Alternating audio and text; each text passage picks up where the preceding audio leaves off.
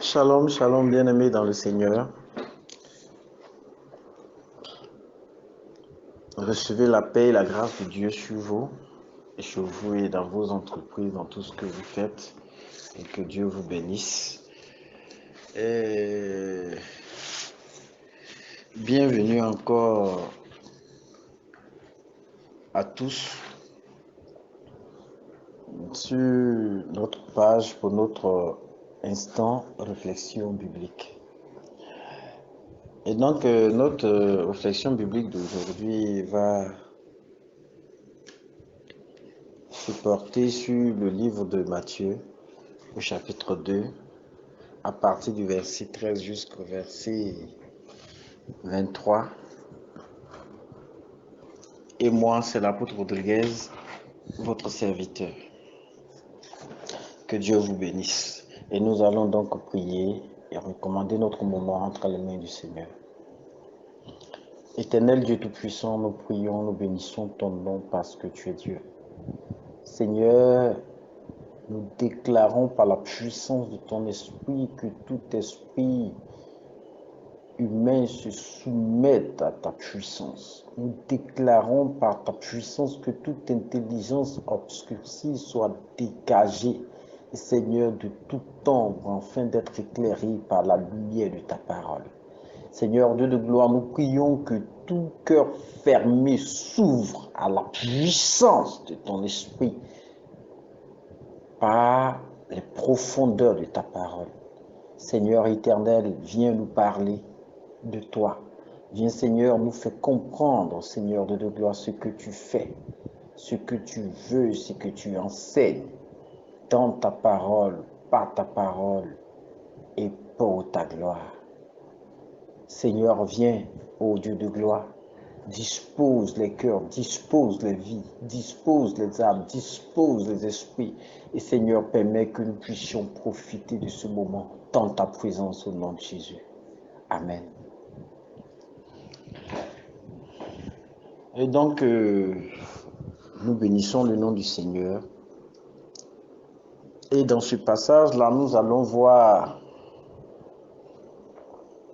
allons parler de l'importance du Père dans la famille chrétienne. De l'importance du Père dans la famille chrétienne. Et bien aimé, puisque nous avions déjà vu la première partie de ce passage-là,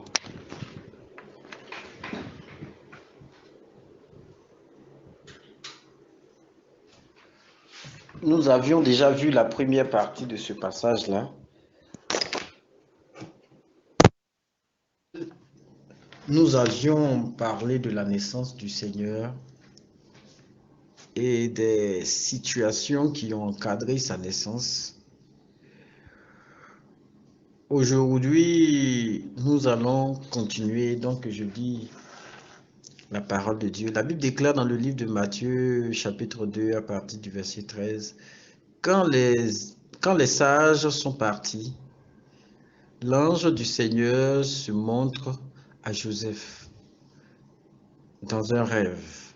L'ange lui dit, « Lève-toi, prends avec toi l'enfant et sa mère.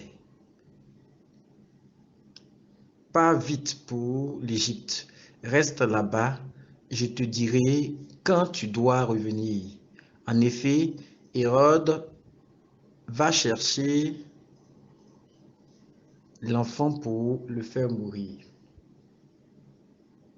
Joseph se lève, il prend avec lui l'enfant et sa mère et il part pour l'Égypte pendant la nuit. Il reste là-bas jusqu'à la mort d'Hérode le Grand.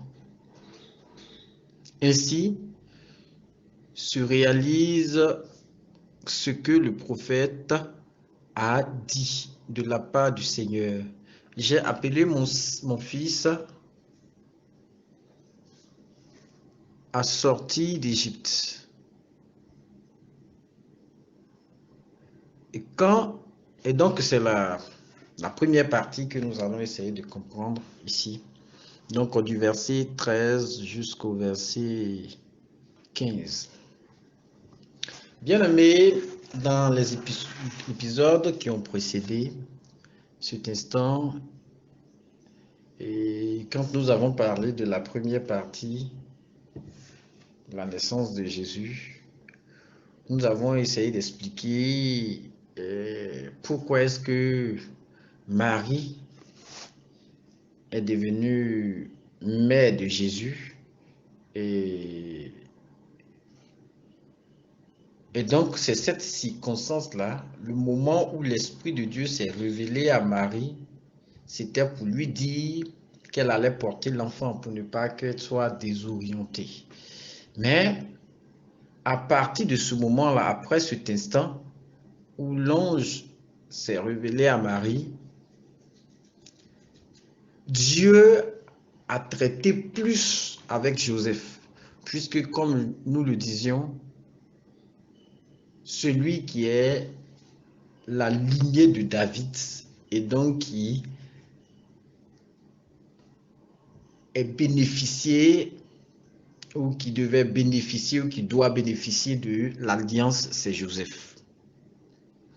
Et donc, dans la logique de Dieu, Dieu avait commencé à instruire Joseph.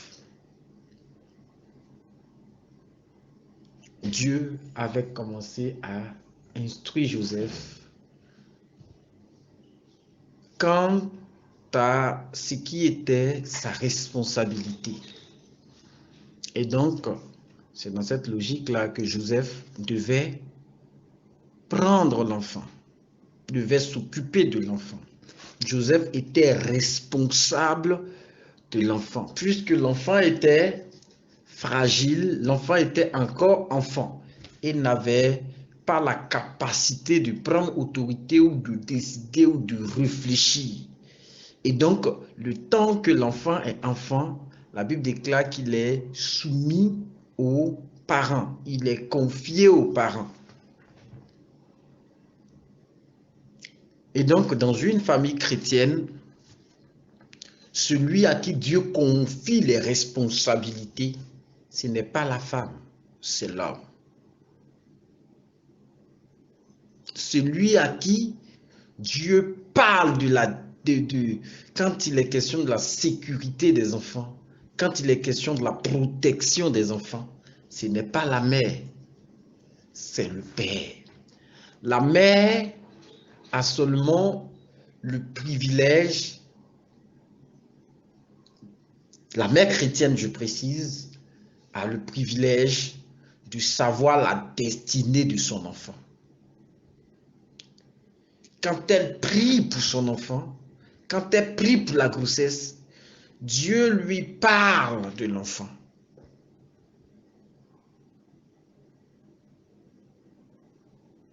Et en fonction de ce que Dieu lui dit de son enfant, elle élève son enfant. Mais au père, la Bible déclare que Dieu lui montre comment protéger l'enfant.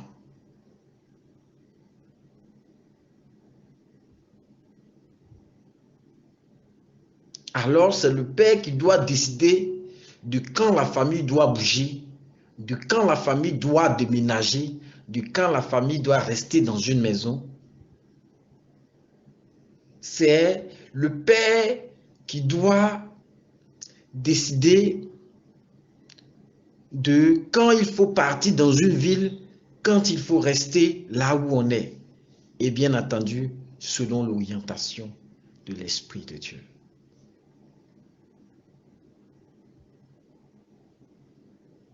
La Bible déclare que Dieu ne s'est pas adressé à Marie. Dieu s'est adressé à Joseph en tant que père, en tant que celui qui est chargé de protéger sa famille.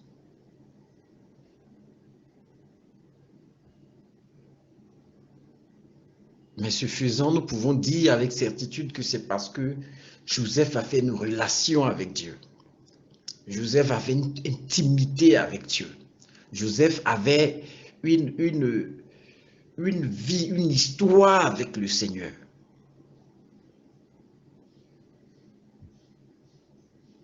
C'est pourquoi constamment, il pouvait écouter l'ange du Seigneur mandaté auprès de Joseph pour le conduire quant à la sécurité de l'enfant.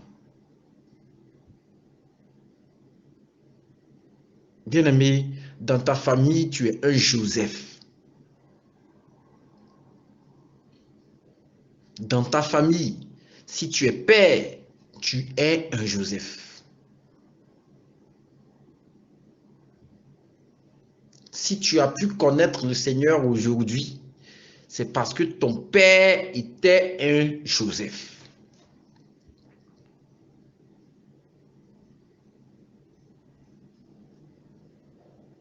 Puisque Joseph est censé prendre les décisions qui s'imposent selon l'orientation de Dieu, pour que tu suives, pour que je suive, pour que nos enfants suivent. Joseph est censé réfléchir avec la puissance de l'Esprit de Dieu et obéir aux consignes de l'ange de Dieu auprès de lui.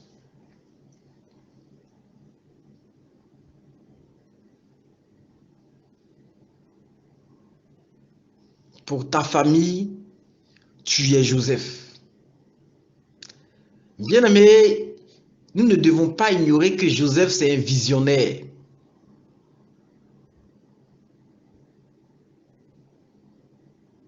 Comme son aïeux Joseph, comme son patriarche Joseph, Joseph, c'est un visionnaire.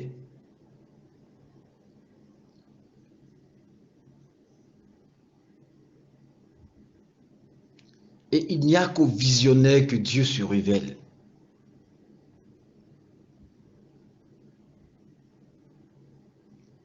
Donc pour ta famille, sois un visionnaire.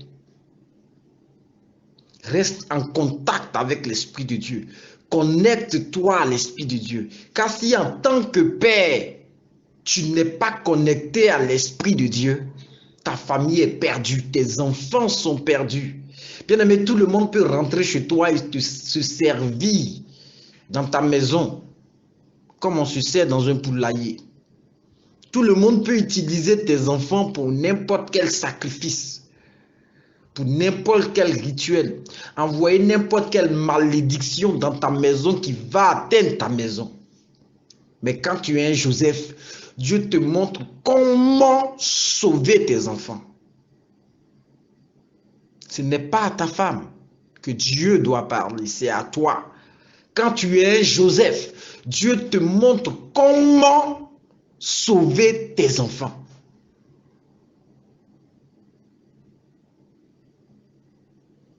Ta femme est chrétienne, c'est vrai, parce qu'ici, il est question du couple chrétien. Mais il n'est pas question de ta femme.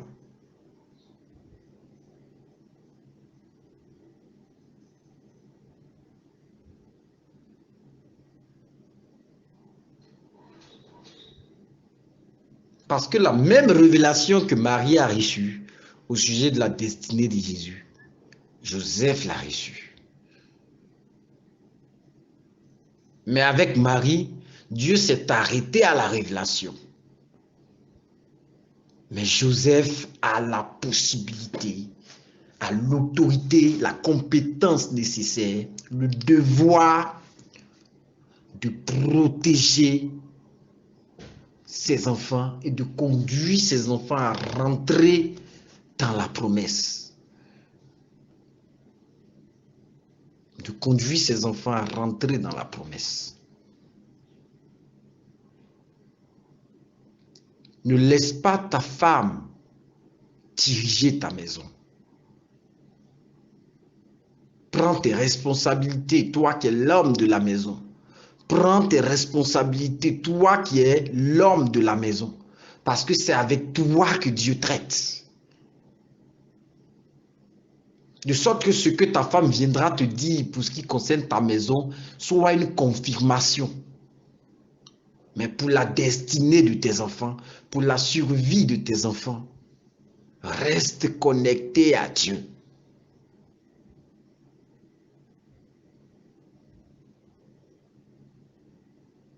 L'ange lui dit, lève-toi, prends avec toi l'enfant et sa mère.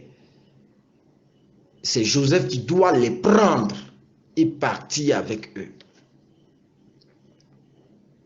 Dans une famille, Dieu ne peut pas dépasser le père de famille et donner la direction de la famille à la mère ou à la femme. Dans la famille chrétienne, ça ne suffit pas.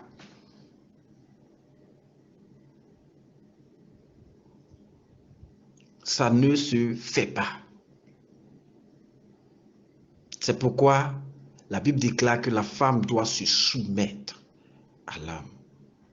Se soumettre, c'est se mettre sous l'autorité d'eux. De sorte que dans la famille chrétienne, quel que soit ce que l'homme va dire, que ce soit du goût de la femme ou que ce ne soit pas à son goût, elle n'a rien à dire. Et parce que l'homme, dans le couple chrétien, est connecté à Dieu. Et il a des comptes à rendre à Dieu sur sa famille.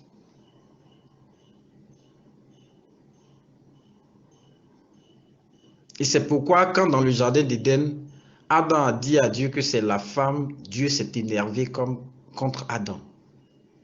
Parce que Adam n'avait qu'à raisonner Ève, même quand Ève avait mangé le fruit.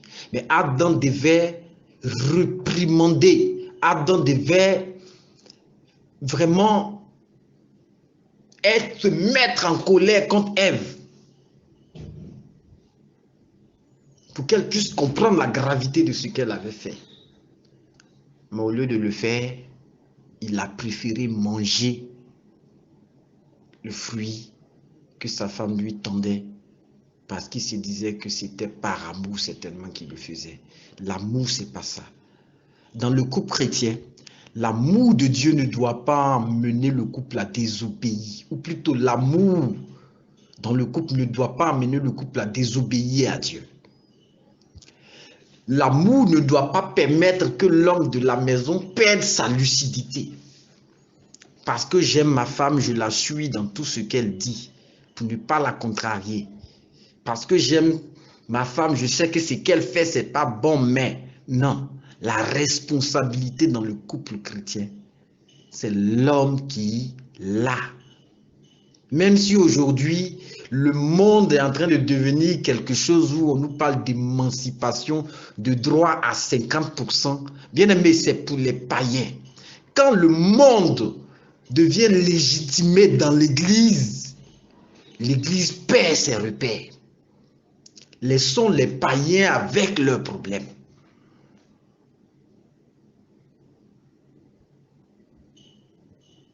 Laissons les païens avec leurs problèmes.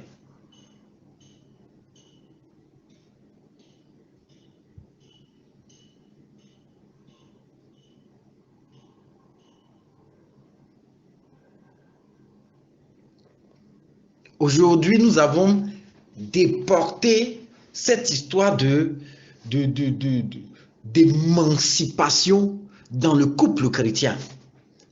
Et si bien que les mariages chrétiens, les ménages chrétiens souffrent. Quelqu'un se marie 2 jours, 3 jours, il divorce à cause de ce qu'au début, il pensait s'être marié à une femme et il se rend compte qu'en fait, il s'est marié à un garçon et que dans sa maison, il y a 2 garçons. Et comme il ne peut pas être homosexuel, il préfère se débarrasser du 2e garçon qu'il a doté, qu'il a mis dans la maison. C'est un problème, bien-aimé.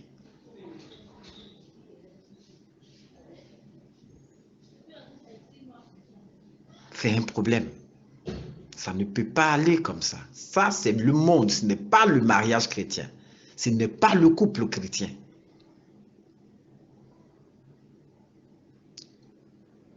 Ou si ton mari parle, toi aussi tu as le droit de parler. Même quand ce qu'il te dit de faire est censé. Pourquoi il n'a pas demandé ton avis avant de déménager? Donc tu ne déménages pas. Alors que le monsieur te dit, bien-aimé, Dieu me dit que nous devons déménager. Ce n'est même pas une option pour moi. C'est un impératif et on doit partir de la maison. Si tu veux partir, il faut partir, ou bien Dieu n'a qu'à me parler aussi. Dieu n'est pas obligé de te parler. Dieu ne te parlera pas. Fais ce que tu veux.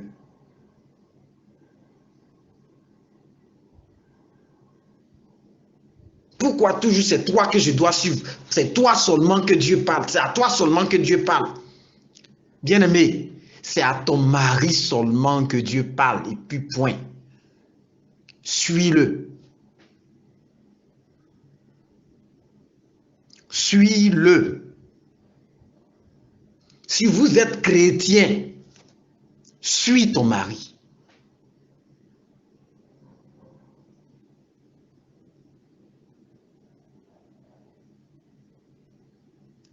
C'est à Joseph que l'ange a dit de prendre l'enfant et de partir avec la mère. Marie pouvait se lever et dire à Joseph, mais pourquoi l'Égypte? On peut partir n'importe où en Israël pour se cacher. Pourquoi l'Égypte? Son mari dit, on s'en va. On s'en va.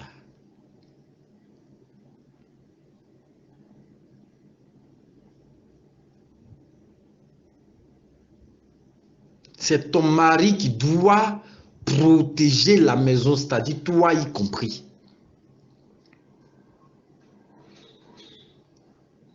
Et si ce mari-là, tu dois constamment remettre ses décisions en cause, quand bien même tu sais que vous priez le Seigneur, vous êtes chrétien, quand il t'interpelle sur une chose, sur une attitude particulière qui pourrait apporter le malheur dans la maison, tu te plains. Quand il te dit quelque chose qu'il n'aime pas, tu te plains.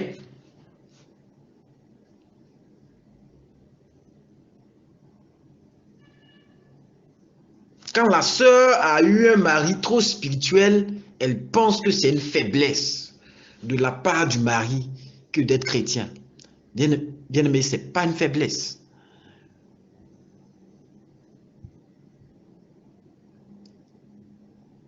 Le garçon doit pouvoir réagir à tout ce qui ne va pas avec le plan de Dieu, avec les consignes de Dieu, avec l'orientation de Dieu pour sa famille, parce que c'est lui qui dirige la famille.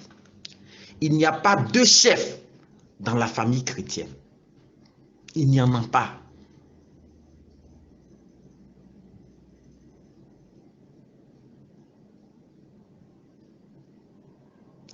Il y a les chrétiens qui sont mariés depuis des années. Madame a son argent à part, monsieur a son argent à part, et ils sont dans la même maison. Et c'est monsieur qui dépense. Ce n'est pas ça le mariage chrétien. La Bible dit, dans l'enseignement sur la femme vertueuse, qu'elle emmène de loin de la nourriture. Elle travaille d'une main joyeuse. Et elle donne son argent à son mari. C'est le mari qui gère l'argent. C'est le mari qui gère l'argent. C'est le mari qui s'occupe des dépenses de la maison. Même si la femme travaille aussi comme le mari. Même si par moment la femme est mieux payée que le mari. Même si par moment la femme est mieux diplômée que le mari. Mais le mari reste le chef de la femme à la maison, dans le couple. Le mari peut travailler dans le même service que sa femme. Et au service, la femme peut être le chef de département ou bien le chef d'entreprise. C'est-à-dire au travail, le mari peut travailler pour la femme. Mais dans le cadre du mariage, quand ils arrivent à la maison, c'est le mari qui est chef de la maison. Et c'est lui qui dirige sa maison.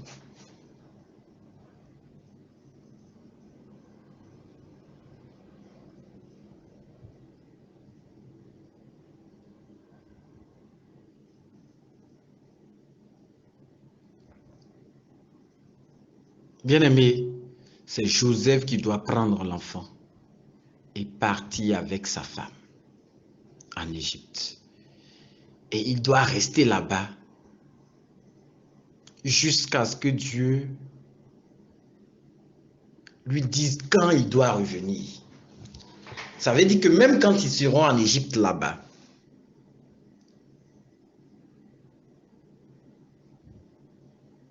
et qu'ils devront revenir de l'Égypte. C'est-à-dire, quand ils auront déménagé ils doivent encore revenir.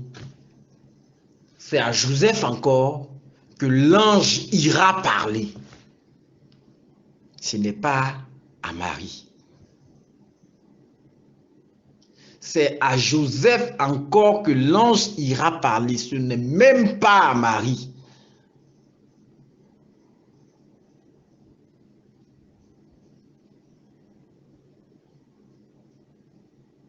Parce que c'est l'onction de Joseph qui couvre Marie. C'est ce que j'avais expliqué dans la première partie, où je disais que c'est à cause de Joseph que Marie est devenue mère de Jésus. C'est l'onction qui coule sur Joseph qui couvre Marie. C'est l'onction qui coule sur ton mari qui te couvre, femme. Alors reste tranquille. Arrête de trop t'agiter.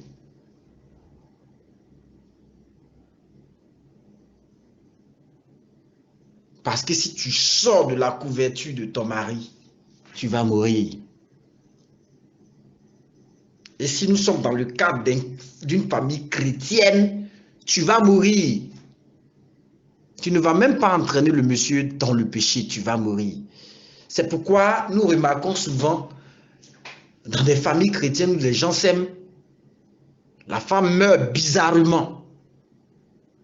Parce que, bien-aimé, tu as une carie pour ton mariage.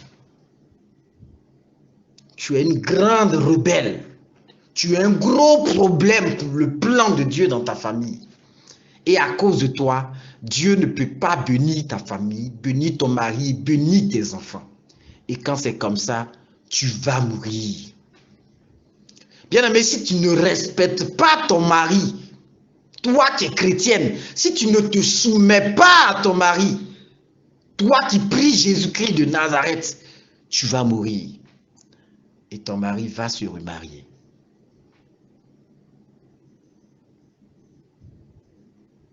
Et ton mari va se remarier. C'est pourquoi il est important de se marier selon l'orientation de Dieu. On ne se marie pas parce que les nerfs sont en train de nous tirer, parce que le corps est en train de nous tirer. On se marie parce que qu'on est poussé vers la connexion avec l'Esprit de Dieu. On est poussé vers un homme dont la couverture spirituelle peut être une protection solide pour nous.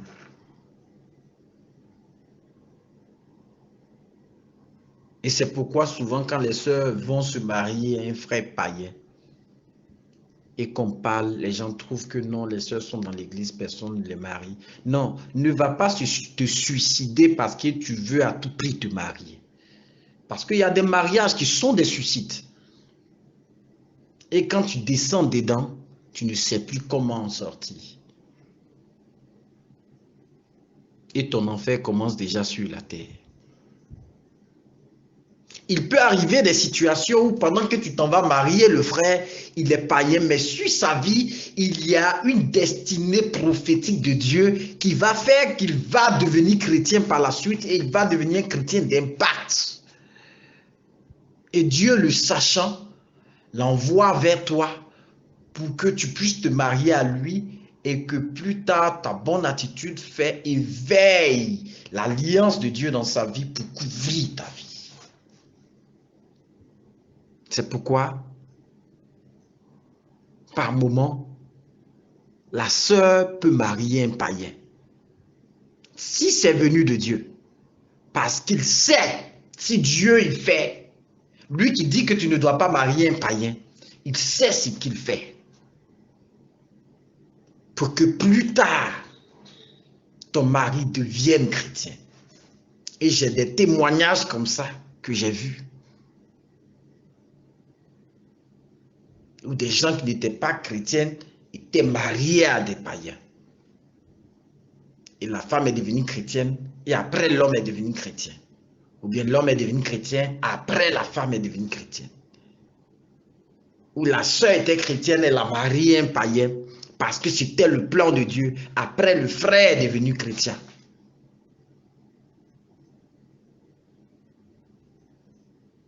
où le frère était chrétien, il a marié une païenne et après elle est devenue chrétienne. Quand c'est le plan de Dieu, quand c'est l'orientation de Dieu, quand Dieu est dans cette affaire-là, il n'y a rien de tel. Donc je referme la parenthèse pour dire que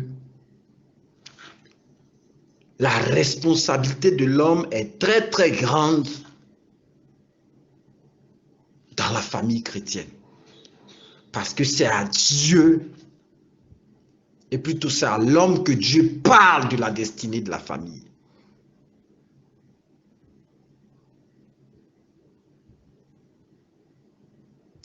Souvent à cause de ce que la femme est tellement rebelle, l'homme meurt prématurément.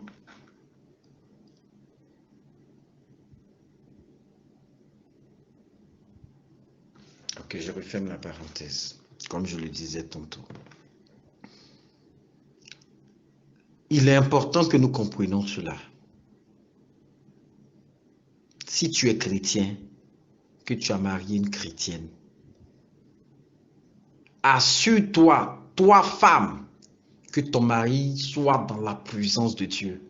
Et si tu es sûr qu'il est dans la présence de Dieu, arrête d'être un problème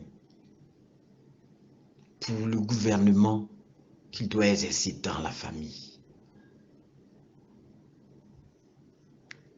Que ce soit pour la conduite des enfants, l'éducation des enfants, c'est important. Ce n'est pas la femme qui éduque les enfants, c'est l'homme qui éduque les enfants. Remarquez généralement que lorsqu'une femme éduque les enfants échouent très souvent.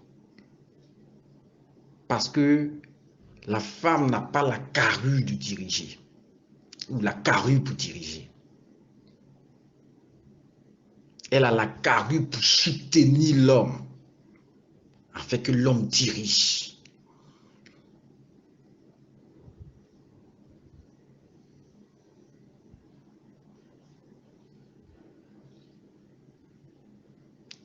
Elle a la possibilité d'aider l'homme afin de le rendre fort.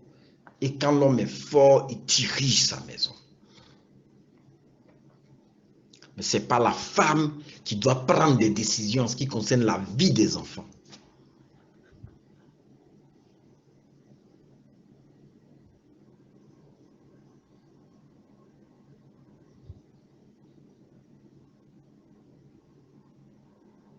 Bien aimé, même quand nous regardons l'épisode d'Isaïe et de Jacob, la femme de Jacob n'a pas pris de décision radicale devant Jacob. Elle a préféré instruire son fils. Et quand il a été question que son fils aille de sa patrie vers Laban, elle a formulé une demande auprès de son mari qui l'a approuvé.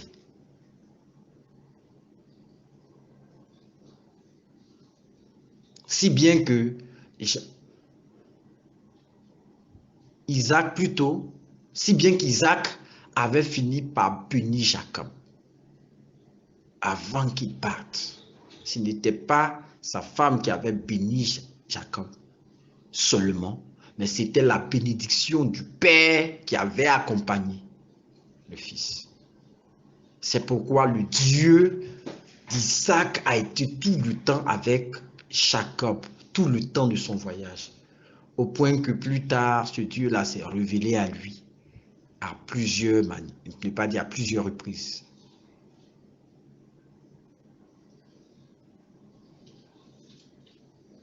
Femme, tu as ta place dans la famille, mais Dieu t'a pas appelé à diriger la famille.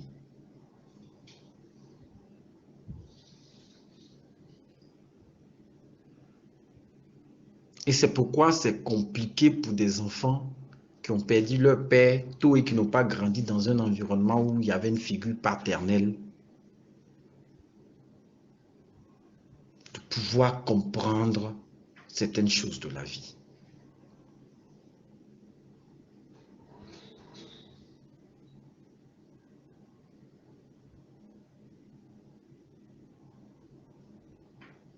Et quand c'est comme ça, généralement, soit le premier-né de la famille commence à se voir investir de l'autorité de Dieu pour prendre la responsabilité de la famille. Ou l'homme de la famille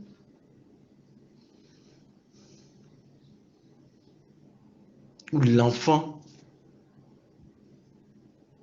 garçon, un garçon parmi les enfants prend toujours ce poste-là. Parce qu'il faut toujours un visage paternel dans une famille pour organiser la famille.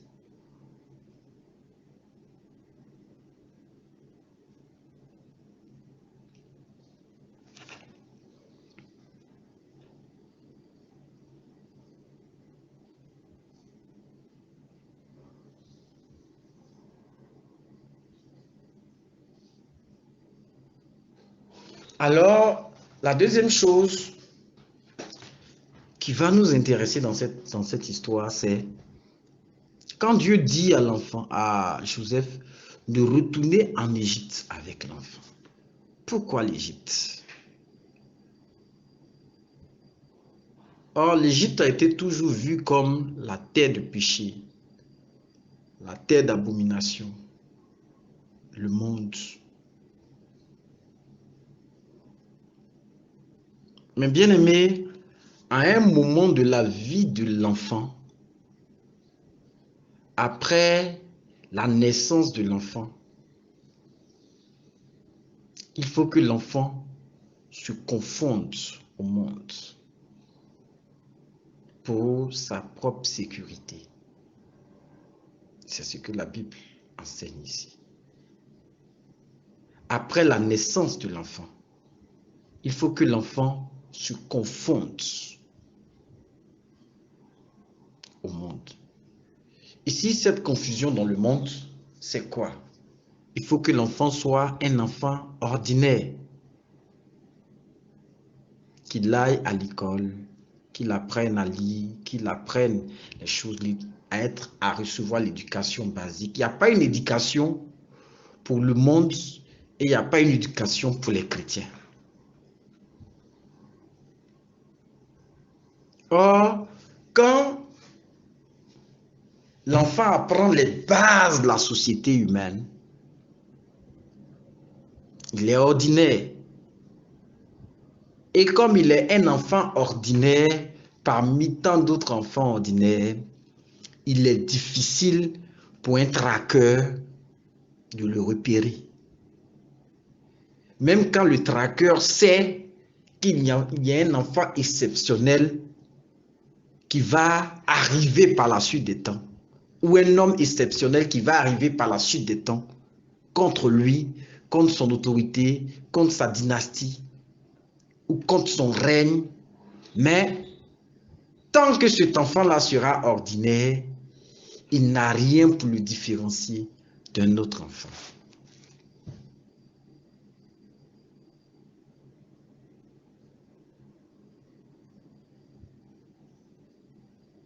C'est pourquoi la Bible dit que tant que l'héritier est enfant, il ne diffère en rien d'un enfant ordinaire.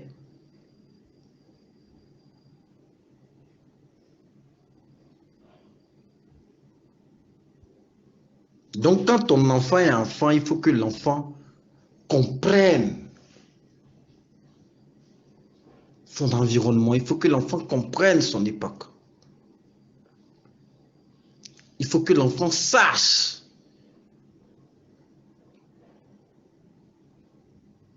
ce qu'il doit savoir.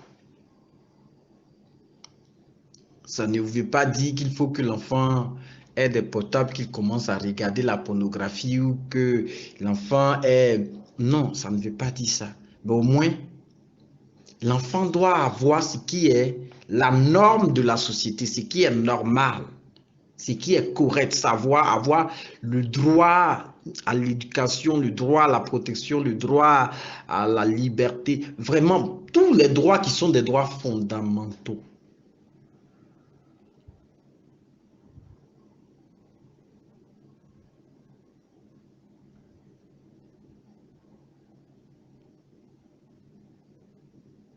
Il doit être un enfant normal.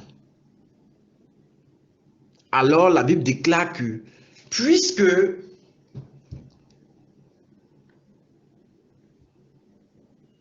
à la naissance, tout le monde sait qu'un enfant est né, et selon l'étoile que l'enfant a apportée, on sait que quelque chose va se passer dans la famille ou dans la ville. Mais à un moment donné, parce que l'enfant devient ordinaire, on l'oublie. Et dans ce temps de l'ordinaire, même quand les gens le cherchent, il n'y a pas d'intérêt à le tuer. Et ils ne peuvent pas le voir également. C'est pourquoi la Bible dit dans le verset 14, Joseph se leva, prit l'enfant et sa mère et partit en Égypte. Il resta jusqu'à ce que Hérode le Grand soit mort ainsi. Ok. Au verset 16, la Bible dit, quand Hérode voit que les sages l'ont trompé, quand Hérode voit que les sages l'ont trompé, il est très en colère et les sages lui ont dit à quel moment l'étoile est apparue. C'est pourquoi il donna l'ordre de tuer tous les enfants qui ont 2 ans et moins de 2 ans à Bethléem et dans les environs. Parce que Dieu savait que l'enfant allait être attaqué. Donc d'Israël, qui est le domaine chrétien, qui est la vie chrétienne, qui est la vie spirituelle, Dieu va faire descendre l'enfant dans une vie ordinaire, portée vers les choses de la société, dans le monde. Tu as ton enfant, à un moment donné, il commence à s'intéresser à l'histoire, à l'art, à la peinture, à la mode, à tout ce qui est normal, à tout ce qui est social.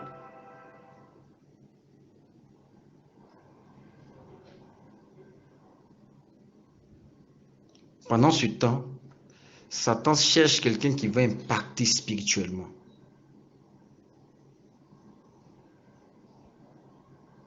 Et donc, Satan tue des innocents, pensant que, au nombre de ces innocents-là, l'enfant qui est appelé à la grande destinée dans ta maison fait partie de ces innocents.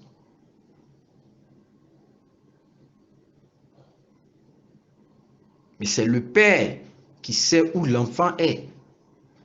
Pendant que Satan est en train de traquer l'enfant, puisque le père sait qu'à un moment donné, Satan va chercher à traquer l'enfant, c'est le père qui sait où l'enfant est.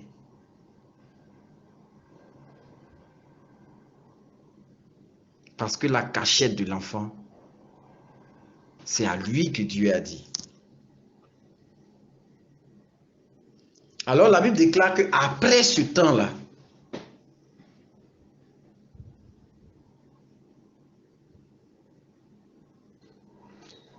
ceux qui en voulaient à la vie de l'enfant sont morts. C'est-à-dire le roi qui en voulait à l'enfant, celui qui était sur le trône de la famille, celui qui était sur le trône du village, est passé. Et alors il y a un autre qui est venu sur ce trône-là. Il y a un autre esprit qui a commencé à régner sur la famille. Il y a un autre esprit qui a commencé à régner sur la maison. Étant donné que le premier esprit est passé.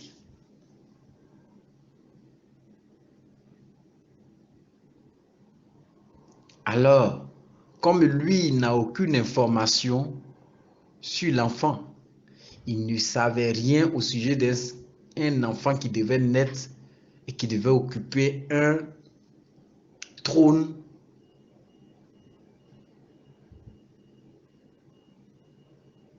Dieu se révèle à Joseph en Égypte pour dire il est temps que tu fasses revenir l'enfant dans la vie chrétienne.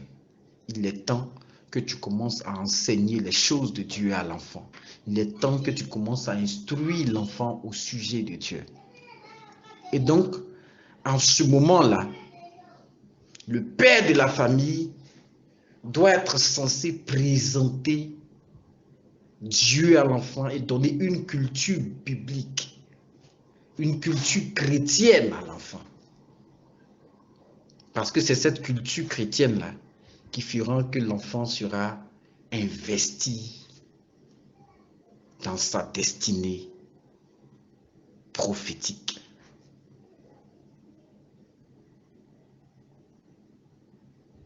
Après que l'enfant ait appris les choses de la société, l'enfant peut maintenant apprendre les choses de Dieu. Parce qu'alors, il pourra voir la différence entre ce qui est dans le monde et ce qui est de Dieu.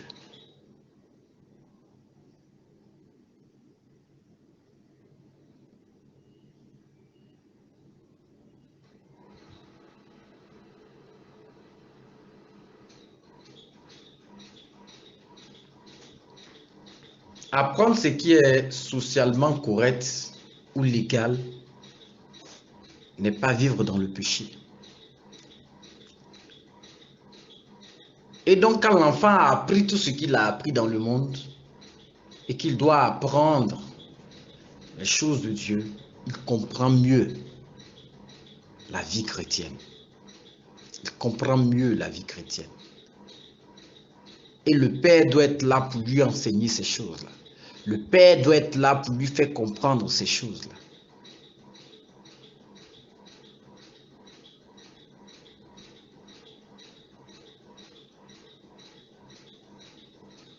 Le père doit être là pour lui parler de son corps, de son environnement, mais aussi de l'environnement spirituel et de la vie spirituelle. Donc le physique et le spirituel. Alors la Bible déclare que quand Dieu va lui dire de le faire, il va revenir avec l'enfant et la mère, encore dans la présence de Dieu, encore en Israël, et ils vont partir à Nazareth. Quand ils vont rentrer, ils vont partir à Nazareth, une ville oubliée d'Israël.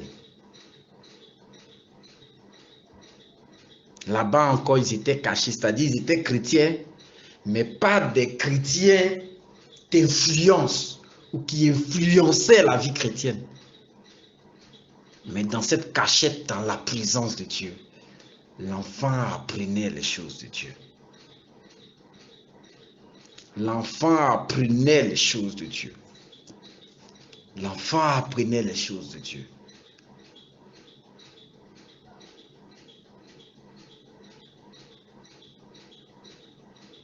Dans un trou perdu quelque part en Israël, on l'a appelé le Nazaréen. Bien aimé, c'est pourquoi quand Philippe est parti dire à Nathanaël que le Messie, on l'a trouvé à Nazareth, Philippe a dit, mais c'est impossible que quelque chose de bon vienne de Nazareth. Pas Nazareth. Non seulement c'est une petite ville, c'est un coin perdu, c'est un trou perdu. Qu'est-ce qui peut venir de bon de là-bas? Bien aimé, il faut que les gens t'oublient. Le temps de ta formation, le temps de ton initiation. Il faut que les gens t'oublient. Parce que si quand tu es enfant, tu te fais trop voir, tu attires le regard des gens sur toi et tu fais de toi une cible. Et donc, écoute ton père.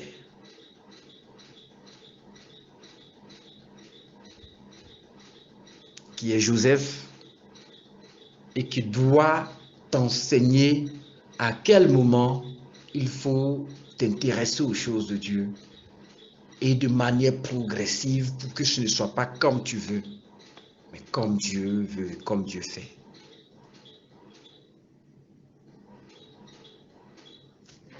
Donc, à toutes ces différentes étapes de la vie de Jésus, à tous ces différents déplacements, ou dans tous ces différents déplacements, c'est avec Joseph que Dieu traitait, que ce soit pour ce qui concerne la famille, que ce soit pour ce qui concerne l'enfant, la vie de l'enfant,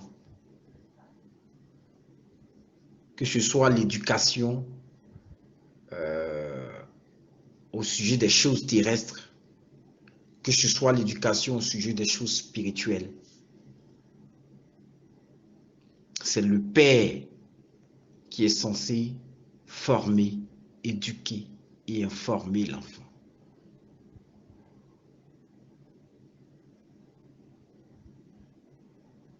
Donc, père, prenez vos responsabilités. Un père, ce n'est pas seulement un géniteur. Ce n'est pas seulement quelqu'un qui donne naissance. Mais c'est quelqu'un qui éduque, qui protège, qui forme, qui met à la disposition de sa famille tout le nécessaire, le minimum vital. Et qui lui présente Christ quand il faut. Qui donne l'éducation chrétienne aux enfants quand il faut. Qui donne l'éducation chrétienne aux enfants quand il faut. Quand l'enfant naît dans le Seigneur, il faut le présenter à Dieu. Après la présentation, qu'il soit oublié, qu'il ait une vie normale, jusqu'à ce que vienne le temps où il peut assimiler les bases de la vie chrétienne, alors commence à lui parler de Dieu. Étant enfant, montre-lui les bases de Dieu. La Bible dit dans Proverbe, instruis l'enfant sur les choses de Dieu pendant qu'il est encore enfant, et quand il sera grand, il ne s'en détournera pas.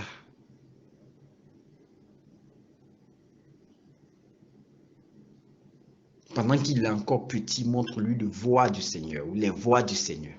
Montre-lui les voies du Seigneur. Et quand il sera grand, il ne s'en détournera pas. Mais il faut que ce soit selon l'orientation de Dieu. Que tu puisses avoir le timing de Dieu pour savoir à quel moment commencer à parler de Dieu aux enfants. Qu'ils puissent comprendre.